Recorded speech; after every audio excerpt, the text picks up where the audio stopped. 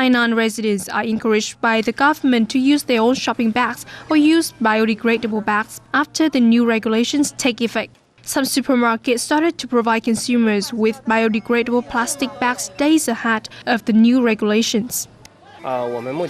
We still have some old stocks left, so non-degradable bags are still available now. Meanwhile, our new biodegradable products have already arrived, and we will finish replacing them by November the 29th.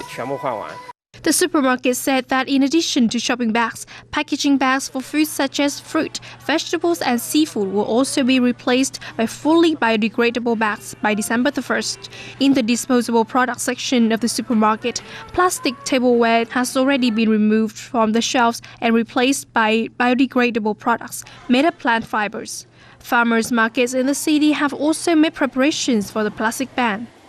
This market has already informed all vendors that they cannot use non-degradable disposable plastic products anymore, or they will be fined.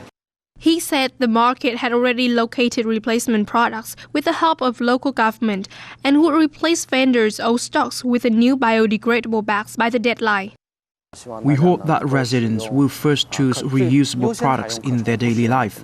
If they do need to use disposable plastic products, they can choose biodegradable products. We'll put QR codes on these biodegradable products so that people can easily and quickly separate them from non-degradable products. A new solid waste law also came into effect in September, raising fines tenfold for those who break rules and mandating the construction of new recycling infrastructure.